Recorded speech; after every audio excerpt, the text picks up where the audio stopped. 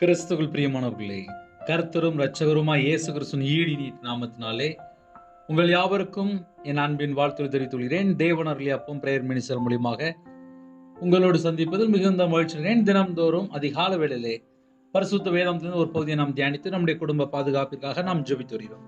அதிகால வேளையிலே அபிஷேகங்களை பெற்றுக்கொள்ள, தேவனுடைய கிருபை பெற்றுக்கொள்ள புதிய நாளிலும் இணைந்திருங்கள்.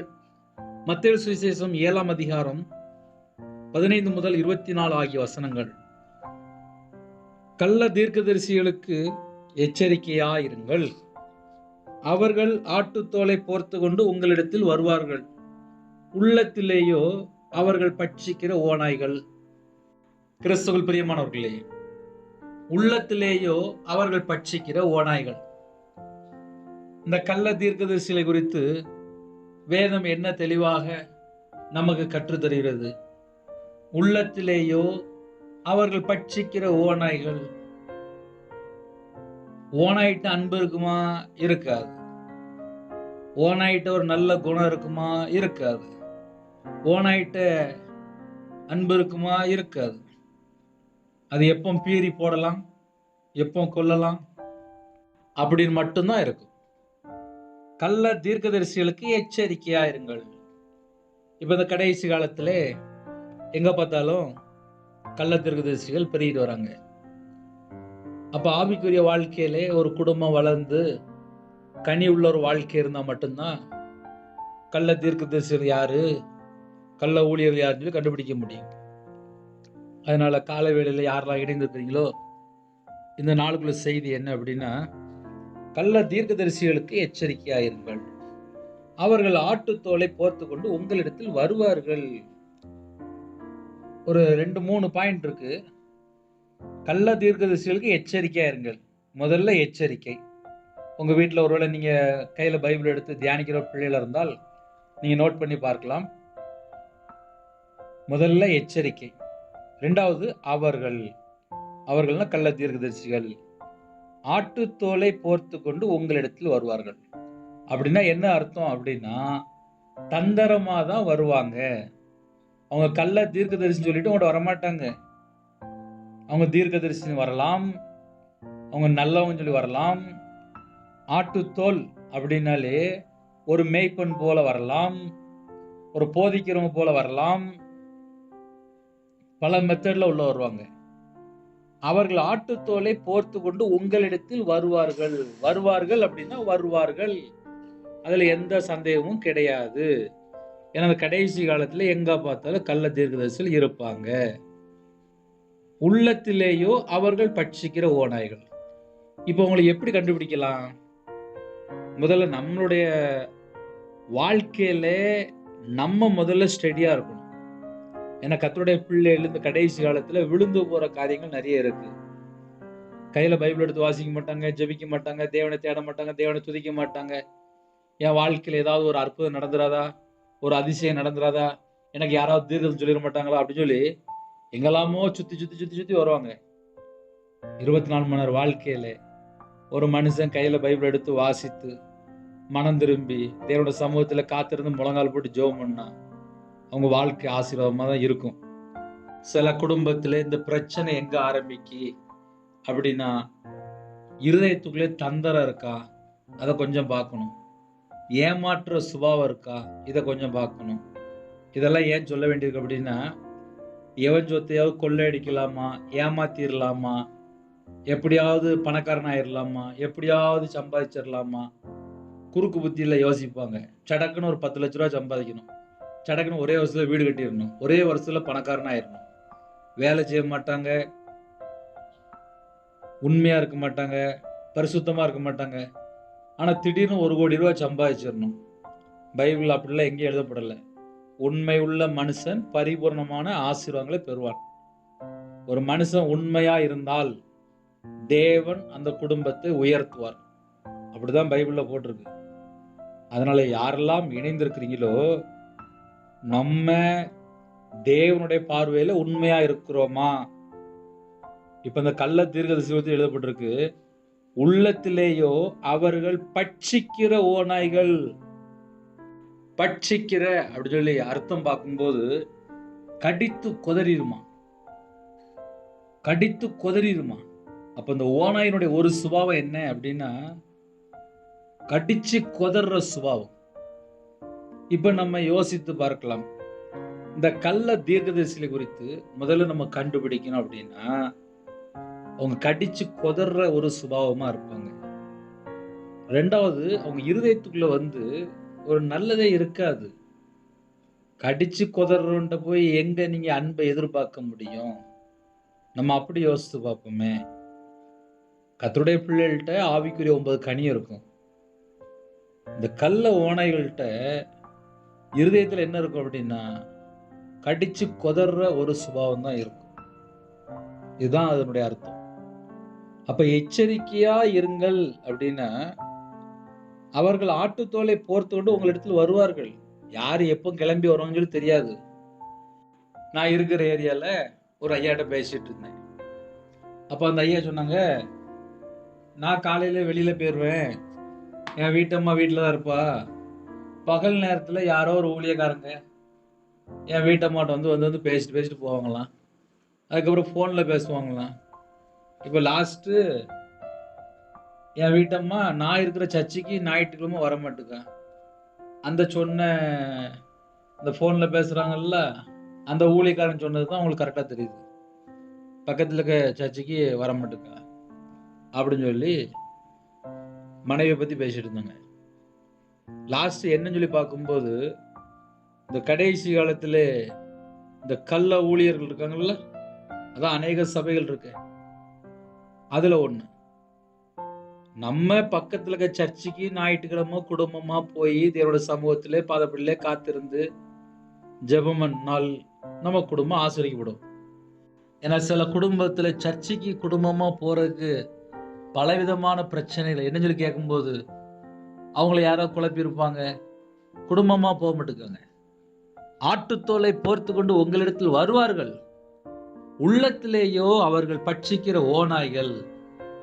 இவங்களை நம்ம எப்படி கண்டுபிடிக்கலாம் அப்படின்னா, அவர்களுடைய கனிகளினாலே அவர்களை அறிவீர்கள். அவனுடைய வாழ்க்கையில் உள்ள காரியங்களை வச்சு மட்டும்தான் கண்டுபிடிக்க முடியும். மற்ற எதை வச்சு கண்டுபிடிக்க முடியாது. அவருடைய கனிகளினாலே அவர்களை அறிவீர்கள். முட்செடிகளில் திராட்சை பழங்களையும் முட்பூண்டுகளையும் அத்திப்பழங்களையும் பறிக்கிறீர்களா? அப்படியே நல்ல மரம் எல்லாம் நல்ல கனிகளை கொடுக்கும், கெட்ட மரமோ கெட்ட கனிகளை கொடுக்கும். ஒரு குடும்பமா கணவன் மனைவி பிள்ளைகளா குடும்பமா வாழ்ந்தா ஆசீர்வாதம். நீங்க ஒரு சர்ச்சுக்கு போறீங்களா, குடும்பமா போகணும். கணவர் ஒரு சர்ச்சுக்கு, மனைவி ஒரு சர்ச்சுக்கு, பிள்ளைகள் ஒரு இடத்துக்கு போக கூடாது. குடும்பமா தேவனை ஆவியோடு உண்மையோடு தொழுகொள்ளணும். சில வீட்டுல ஜெபகுரி போகும்போது சொல்லுவாங்க, பிரதர் நான் ஒரு பக்கம் போறேன், என் கணவர் ஒரு பக்கம் போறாரு அப்படிம்பாங்க. இப்படி நிறைய குடும்பம் இருக்கு. நீங்க ஆவிக்குரிய திருச்சபைக்கு போறன்னு நினைக்கிறீங்களா, குடும்பமா போங்க. எங்க போனாலும் பிரச்சனை இல்லை, குடும்பமா போங்க. அது ஆவிக்குரிய சர்ச்சா, நல்ல சர்ச்சா, அங்க பிதா குமாரன் பரிசுத்த ஆவியானவர் இருக்கிறாரா, அதை முதல்ல கண்டுபிடிங்க. இந்த கடைசி காலத்துல நிறைய திருச்சபை இருக்கு. எந்த இடத்துக்கு போனாலும் பிரச்சனை இல்லை, பிதா குமாரன் பரிசுத்த ஆவியானவர் இருக்கிறாரா, வசனத்தை உண்மையா சொல்லி தராங்களா? இந்த கடைசி காலத்துல கள்ள தீர்க்கதரிசிகள் எழும்பி அநேகரை வஞ்சிப்பார்கள். அவர்கள் ஆட்டுத்தோலை போத்துக்கொண்டு உங்களிடத்தில் வருவார்கள், உள்ளத்திலேயோ அவர்கள் பட்சிக்கிற ஓநாய்கள். இதுதான் கடைசி காலம். அவங்களை எப்படி கண்டுபிடிக்கலாம் அப்படின்னா, அவருடைய கனிகளினாலே அவர்களை அறிவீர்கள் சொல்லி முடிச்சிட்டாரு. அப்படியே நல்ல மரமெல்லாம் நல்ல கனிகளை கொடுக்கும், கெட்ட மரமோ கெட்ட கனிகளை கொடுக்கும். கனி சரியில்லை அப்படின்னா மரம் சரியில்லைன்னு அர்த்தம். நல்ல மரம் கெட்ட கனிகளை கொடுக்க மாட்டாது, கெட்ட மரம் நல்ல கனிகளை கொடுக்க மாட்டான்னு சொல்லி முடிச்சிட்டாரு. நல்ல கனி கொடுத்த மரம் எல்லாம் வெட்டுண்டு அக்கினியிலே போடப்படும். ஒரு மனுஷனோட வாழ்க்கையில கனி இல்லையா, முடிவுல பார்த்தா நேரா அக்னியில போட்டுதாரு.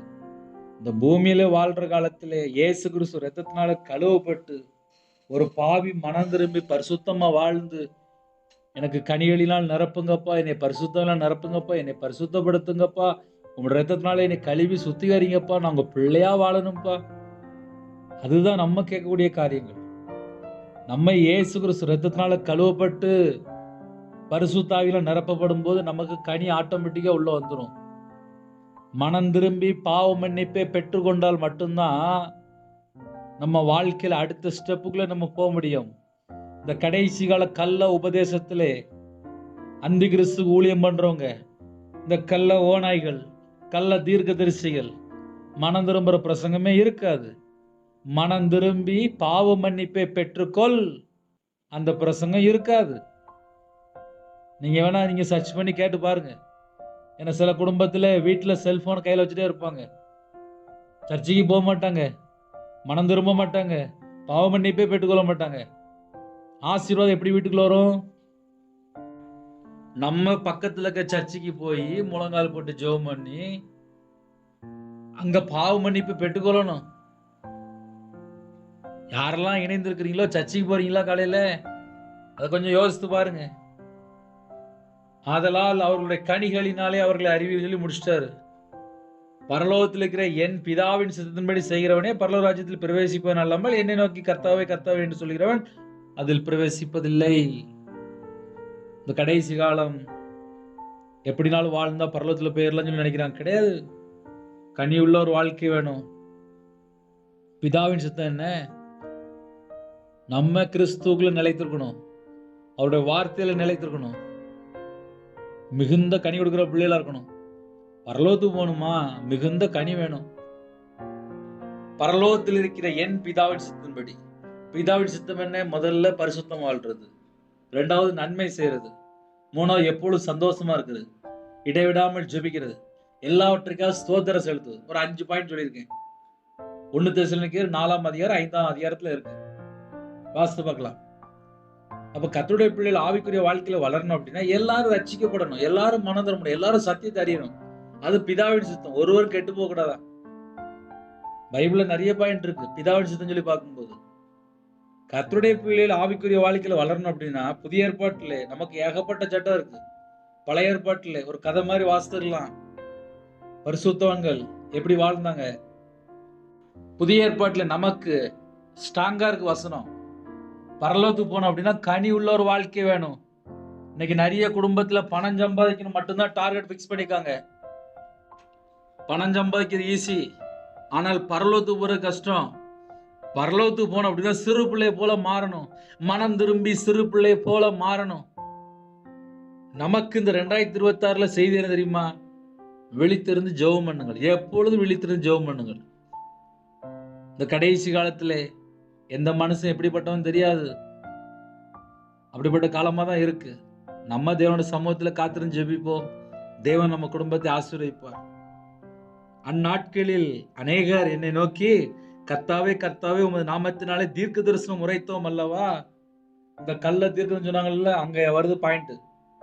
அநேகர் என்னை நோக்கி கர்த்தாவே கர்த்தாவே உமது நாமத்தினாலே தீர்க்க தரிசனம் உரைத்தோம் அல்லவா. இன்னைக்கு கர்த்தாவே கர்த்தாவேன்னு சொல்லிட்டு ஏகப்பட்ட கள்ள தீர்க்க தரிசிகள் எழும்பி கர்த்தர் சொல்கிறார் கர்த்தர் சொல்கிறார் கர்த்தர் சொல்கிறார். எந்த கர்த்தர்? நம்ம கொஞ்சம் யோசித்து பார்ப்போமே. மனம் திரும்பி சிறு பிள்ளை மாறினா மட்டும்தான் நான் பரலோகத்துக்கு போக முடியும். என் பாவத்தை இயேசு கிறிஸ்து ராஜா மன்னிக்கணும். இந்த கடைசி காலத்துல எத்தனையோ காரியம் இருக்கு. கள்ள ஊழியர்கள் ஏகப்பட்டவே இருக்கிறாங்க. அதனால கர்த்தருடைய பிள்ளைகள் மனம் திரும்பி சிறு பிள்ளையை போல மாறி கையில பைபிள் எடுத்து வாசித்து உண்மையா வாழ்ந்து பரலோகத்துக்கு போனால் நமக்கு நித்திய ஜீவன் உண்டு. அநேகர் என்று எழுதப்பட்டிருக்கு. அநேகர் என்று நோக்கி கர்த்தாவே கர்த்தாவே உமது நாமத்தினால தீர்க்க தரிசனம் உரைத்தோம் அல்லவா, உமது நாமத்தினால பிசாசுகளை துரத்தினோம் அல்லவா என்பார்கள். உமது நாமத்தினால அநேக அற்புதங்களை செய்தோம் அல்லவா என்பார்கள். 3 பாயிண்ட் இருக்கு. முதல்ல தீர்க்க தரிசனம், இரண்டாவது பிசாசு துரத்துறது, மூணாவது அநேக அற்புதங்கள். இந்த 3மே கடைசி காலத்துல நடக்கதான் செய்யுது. அநேக அற்புதமும் நடக்கு, பிசாசையும் துரத்துறாங்க, தீர்க்க தரிசனம் சொல்றாங்க.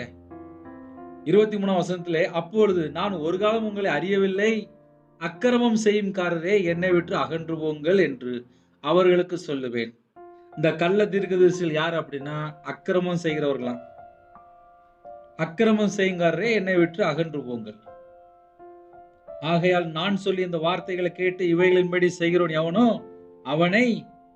அவனே கண்மலையின் மேல் தன் வீட்டை கட்டின புத்தியுள்ள மனுஷனுக்கு ஒப்பிடுவேன். இந்த கடைசி காலத்துல நம்ம பரலோகத்துக்கு போனோம் அப்படின்னா நம்ம கையில பைபிள் எடுத்து வாசித்து பார்க்கணும். 24 வசனத்துல அழகா எழுதப்பட்டிருக்கு. ஆகையால் நான் சொல்லி இந்த வார்த்தைகளை கேட்டு இவைகளின்படி செய்கிறவன் எவனோ அவனை கண்மலையின் மேல் தன் வீட்டை கட்டின புத்தியுள்ள மனுஷனுக்கு ஒப்பிடுவேன். அப்ப நம்ம அந்த கடைசி காலத்துல என்ன செய்யணும் அப்படின்னா, இந்த வார்த்தைகளை கேட்டு இவைகளின்படி செய்கிறவன் எவனோ. மத்தேயு சுவிசேஷம் 5ஆம் அதிகாரம், 6ஆம் அதிகாரம், 7ஆம் அதிகாரம், 3 அதிகாரம் முக்கியமான அதிகாரம். அந்த 3 அதிகாரத்துல நமக்கு ஏகப்பட்ட வார்த்தை எழுதி வச்சிருக்காரு மலை பிரசங்கத்துல. அதை நம்ம உட்கார்ந்து வாசித்து அதன்படி நம்ம செஞ்சாலே இவைகளின்படி செய்கிறவன் எவனோ அவனே கண்மலை மேல் தன் வீட்டை கட்டின புத்தியுள்ள மனுஷனுக்கு ஒப்பிடுன்னு சொல்லி முடிச்சார். அதனால காலை வேளையில சின்ன ஜெபம் பண்ணி முடிக்க போறேன். இணைந்துகிற பிள்ளைகள் கையில பைபிள் எடுத்து வாசிங்க. கடைசி காலத்துல நிறைய கள்ள தீர்க்கதரிசிகள் எழும்புவாங்க, கள்ள ஊழியர்கள் இருப்பாங்க. இவங்க என்ன பண்ணுவாங்க அப்படின்னா, பிசாசு துரத்துவாங்க, தீர்க்கதரிசனம் சொல்லுவாங்க, அநேக அற்புத அடையாளம் பண்ணுவாங்க. இது 3மே இந்த கடைசி காலத்துல நடக்கும். நம்ம தேவனோட வார்த்தை கீழ்ப்படிந்து பரலோகத்துக்கு போய் சேருவோம். இருக்கிற இடத்துல அப்படியே கண்களை மூடி நாம் ஜெபம் செய்வோம். எங்களை அதிகமாக நேசிக்கிற அன்பு இந்த பரிசுத்தமுள்ள நல்ல பிதாவே உம்மை நன்றியோடு துதிக்கிற சொல்கிறோம்ப்பா. இந்த நாளைக்கான கிருபைக்காக 1000 மடங்கு உங்களுக்கு நன்றி செலுத்திடும்ப்பா. உங்க பாதப்படியில் வருகிறோம்ப்பா. கள்ள தீர்க்கதரிசிகளுக்கு எச்சரிக்கையா இது சொல்லியிருக்கீங்கப்பா. அவர்கள் ஆட்டுத்தோலை போர்த்து கொண்டு உங்களிடத்தில் வருவார்கள், உள்ளத்திலேயோ அவர்கள் பட்சிக்கிற ஓநாய்கள் என்று சொன்னீங்கப்பா. அப்பா, இவர்களை இனம் கண்டுகொள்ள எங்களை அபிஷேகம் பண்ணுங்கப்பா. இந்த கள்ள தீர்க்கதரிசிகள் அவர்களை கண்டுபிடிக்க எங்களை அபிஷேகம் பண்ணுங்கப்பா. கடைசி காலத்துல ஜனங்களை வஞ்சிக்கிற ஆவியெல்லாம் இருக்குப்பா. எத்தனையோ ஜனங்களை விழுந்து போறாங்கப்பா. பொய்யான தீர்க்க தரிசனம், பிசாசு துரத்த அநேக அற்புதம் சொல்லி ஜனங்களை வஞ்சித்து கொண்டிருக்கிறாங்கப்பா. இவர்கள்ட்ட இருந்து ஜனங்கள் அப்பா வெளியில வரணும்ப்பா. கர்த்தர் கிருபை செய்யுங்க. இந்த நாளில் யாரெல்லாம் பிறந்த நாள், திருமண நாள் யாரெல்லாம் கொண்டாடுறாங்களோ கர்த்தருடைய கரம் பிள்ளைகளை கூட இருக்கட்டும்ப்பா. 1000 மடங்கு ஆசீர்வதிங்கப்பா. உங்க கிருபையால் நிரப்புங்கப்பா. உங்களுடைய பிரசன்னத்தால் மூடுங்கப்பா. உங்களுடைய வல்லமையால் நிரப்புங்கப்பா. ஜெப அபிஷேகம் தாங்கப்பா, தியானிக்கிற அபிஷேகம் தாங்கப்பா, துதிக்கிற அபிஷேகம் தாங்கப்பா. இணைந்திருக்க எல்லா குடும்பமும் இயேசு கிறிஸ்துவின் இரத்தத்தினால் இயேசு கிறிஸ்து நாமத்தில் ஆசீர்வதிக்கப்படட்டும். பிதா குமாரன் பரிசுத்த நாமத்தில் முத்திரை போடுங்கப்பா. சிறுபிள்ளைகள் முதல் கொண்டு முதியோர் வரை எல்லா குடும்பத்தையும் ஆசீர்வதிங்க. யாரெல்லாம் வெளியில புறப்பட்டாங்களோ எல்லா குடும்பத்துக்கும் கர்த்தர் வேலை அடைங்க. முன்னும் பின்னுமா தேவ தூதரை நிப்பாட்டுங்கப்பா. சிறுபிள்ளைகள் முதல் கொண்டு முதியோர் வரை எல்லா குடும்பத்தை கர்த்தர் பலத்த பாதுகாப்பு தாங்கப்பா. சகலமான பாதுகாப்பு தந்து ஆசீர்வதிங்கப்பா. உங்களோட ரத்த கொட்டைகளை வேலை அடைத்து மூடி மறைத்து பாதுகாத்து ஆவிக்குரிய வாழ்க்கையில வளரணும் கர்த்தர் கிருபை செய்யுங்கப்பா. ஆவிக்குரிய கனிகளால் நிரப்புங்கப்பா. ஆவிக்குரிய வரங்களால் நிரப்புங்கப்பா. கிருபின் வரங்களால் நிரப்புங்கப்பா. ஞான வரங்களால் நிரப்புங்கப்பா. தீர்க்க தரிசன வரங்களால் நிரப்புங்க ராஜா. ஒவ்வொரு குடும்பத்தையும் கர்த்தர் சந்திங்கப்பா. எங்க சிந்தனை கிறிஸ்துவோடு இணைக்கப்படட்டும்ப்பா. எங்க இருதயத்துக்குள்ளே கர்த்தரை விட்டு தள்ளி போற எந்த ஒரு காரியம் வேண்டாம்ப்பா. எங்க இருதயத்துக்குள்ள பிதா குமாரன் பரிசுத்தர் மட்டும்தான் இருக்கணும்ப்பா. எங்களோட அவைகள் எல்லாம் கிறிஸ்துவோட அவையமா மாறட்டும். எங்க உடம்புல ரத்தம் எல்லாம் இயேசு கிறிஸ்து ரத்தமா மாறட்டும். கர்த்தர் கிருபை தாங்க, கர்த்தர் கிருபை தாங்க. ஒவ்வொரு குடும்பத்தையும் ஆசீர்வதிங்க. வெளிநாட்டுல இருக்காங்கப்பா, அவங்க இருக்கிற இடத்துல குடும்பமா ஆலயத்துக்கு போகணும்ப்பா. கர்த்தர் கிருபை தாங்கப்பா, கர்த்தர் கிருபை தாங்கப்பா, கர்த்தர் கிருபை தாங்கப்பா. எல்லா தேசத்திலுமே ஆவியோடு உண்மையோடு பரிசுத்தத்தோடும் பிதாவாகி தேவனை தொழுது கொள்ளணும். கிருபை தாங்கப்பா. குமாரனா இயேசு கிறிஸ்துவை தொழுது கொள்ளணும். கிருபை தாங்கப்பா. பரிசுத்த ஆவியர் தொழுது கொள்ளணும். கிருபை தாங்கப்பா. பிதா குமார பரிசுத்த தொழுது கொள்ளணும். கிருபை தாங்கப்பா. இந்த கடைசி காலத்துல உமக்காக எழும்பி பிரகாசியர் கிருபை தாங்கப்பா, கிருபை தாங்கப்பா. சரீரத்துல பலவீனத்தோடு படுத்த படுக்கையில, ஹாஸ்பிட்டல்ல, அவசர சிகிச்சையில, எந்த நாட்டுக்குள்ளே எந்த இடத்துக்குள்ளே அப்பா கிட்ட இருக்கிறாங்களோ, தனிப்பட்ட அப்பா எந்தெந்த இடத்துல முடங்கி கிடக்குறாங்களோ அந்த குடும்பத்தை கர்த்தர் சந்திங்க. சில குடும்பத்துல விதவையா இருக்காங்கப்பா, யாருமே கவனிக்க ஆள் இல்லப்பா. திக்கற்ற பிள்ளையா இருக்காங்கப்பா, படுத்த படுக்கையில இருக்காங்கப்பா, ஏழை எளிய ஜனமா இருக்காங்கப்பா. அப்படிப்பட்ட ஜனங்களை சந்திங்கப்பா. இணைந்திருக்கிற எல்லா குடும்பமும் பரிபூர்ணமான சுகத்தை பெற்றுக்கொள்ளட்டும்ப்பா, தீர்காயுசை பெற்றுக்கொள்ளட்டும்ப்பா, ஆசீர்வாதங்களை பெற்றுக்கொள்ளட்டும்ப்பா. எந்தெந்த குடும்பத்துல தலைமுறை சாபத்துல அக்கிரமத்துல பாவத்திலே விழுந்து போயிருக்கிறாங்களோ, எங்களுடைய பாவம் எங்களுடைய அக்கிரமம் எங்களுடைய மீறுதல் எல்லாவற்றையும் சிலுவையில சுமந்தீங்களே, உண்மை அழைக்கிறோம்ப்பா. கல்வாரி அன்பினால் நிரப்புங்கப்பா. உங்களுடைய தலைமுறை கரத்தினால தொட்டு ஒவ்வொரு குடும்பத்தையும் சுகமாக்குங்கப்பா. யாரெல்லாம் இணைந்து அந்த குடும்பங்கள் ரட்சிக்கப்படணும்ப்பா. குடும்பமா ஆலயத்துக்கு போகணும்ப்பா. யாரெல்லாம் ஞானஸ்தானம் எடுக்காம இருக்காங்களோ எல்லாரும் ஞானஸ்தானம் எடுக்கணும்ப்பா. தேவனுக்கு பிரியமானபடி வாழணும்ப்பா. தேவ திட்டத்துக்குள்ள வரணும்ப்பா. யாரெல்லாம் இணைந்திருக்காங்களோ எல்லாரும் நித்திய ஜீவனுக்குள்ள வரணும்ப்பா. அந்த கிருபை தாங்கப்பா. எத்தனையோ தேசத்துல இணைந்திருக்காங்கப்பா. எல்லா ஜனங்களையும் உங்களுடைய ஜீவனுக்குள்ள அர்ப்பணிக்கிறோம்ப்பா. யாரெல்லாம் அர்ப்பணிக்கிறாங்களோ அவங்களோட வாழ்க்கையில எங்கெல்லாம் குறைகள் இருக்கு அந்த குறைகள் எல்லாம் மன்னித்து கர்த்தர் பரிபூர்ணமா ஆசீர்வதிங்க. உங்க கரத்துல அர்ப்பணிக்கிறோம்ப்பா. இந்த நாளில் விசேஷமா ஜெபிக்கிற பிள்ளைகள் எழுப்புங்கப்பா. அப்பா உங்களுடைய சமூகத்துல காத்திருக்க கத்த கிருபை செய்யுங்கப்பா. எல்லா குடும்பத்துடைய தேவைகளெல்லாம் கத்த சந்திங்க. படிக்கிற பிள்ளைகள் உங்களுடைய பாதத்தில் அர்ப்பணிக்கிறோம்ப்பா. நல்லா படித்து எக்ஸாம் எழுத கிருபை செய்யுங்கப்பா. இந்த வருஷத்துல அப்பா யாரெல்லாம் இணைந்துக்காங்களோ ஒவ்வொரு குடும்பத்துக்கு கத்தர் ஆசீர்வதிங்க, கத்தர் ஆசீர்வதிங்க, கத்தர் ஆசீர்வதிங்க. பலனிகளை திறந்து பண்டகசாலை திறந்து எல்லா குடும்பத்தையும் ஆசீர்வதிங்கப்பா. எல்லா குடும்பத்தையும் ஆசீர்வதிங்கப்பா. கால வேலையில அப்பா எத்தனையோ குடும்பத்துல வெளியில புறப்படுறாங்கப்பா. எல்லாரையும் கத்தர் வேலை அடைங்கப்பா. முன்னும் பின்னுமா தேவ தூதர் நிப்பாட்டுங்கப்பா. உங்க பிள்ளைகளோட கத்தர் புறப்பட்டு போங்க. தேவன் அருளி அப்பம் பிரேயர் மினிஸ்டர் மூலம் மனித குடும்பங்கள் இயேசு கிறிஸ்து நாமத்தினாலே ஆசீர்வதிக்கப்படட்டுப்பா. இயேசு கிறிஸ்து நாமத்தினால ஆசீர்வதிக்கப்படட்டுப்பா. கத்தர் பொறுப்படுத்துங்க. உங்க நாம மட்டுமே விடட்டும். துதி கன மகிமை எல்லாம் ஒருகே செலுத்திடும். இயேசு கிறிஸ்து பிதாவே ஆமென். தேவனுக்கே மகிமையுண்டதாக. கத்தர் தாமே உங்களையும் உங்கள் குடும்பத்தையும் சகல காரியத்திலும் சம்பூர்ணமா திருப்தியாக கத்தர் கொடுத்து ஆசீர்வதிப்பாராக ஆமென். கர்த்தராகிய கிருபையும் பிதாவாகிய அன்பும் பரிசுத்தனுடைய ஐக்கியமும் இப்பொழுதும் எப்பொழுது சதா காலங்களிலும் நம்ம நினைவு கொடுப்பதாக ஆமென். கிறிஸ்துவில் பிரியமானவர்களே 9363064182 நம்பர் உண்டால் நாங்கள் உங்களுக்காக குடும்பத்துக்காக ஜெபிப்போம். நீங்களும் எங்களுடைய ஊழியக்காக ஜெபித்துள்ளுங்கள். கர்த்தர் உங்களையும் உங்கள் குடும்பத்தில் சகல காரியத்திலும் சம்பூர்ணமா திருப்தியாக கர்த்தர் கொடுத்து ஆசீர்வதிப்பாராக ஆமென். God bless you. Thanks for watching. Please subscribe our channel. Click the like and share. Click the bell. God bless you.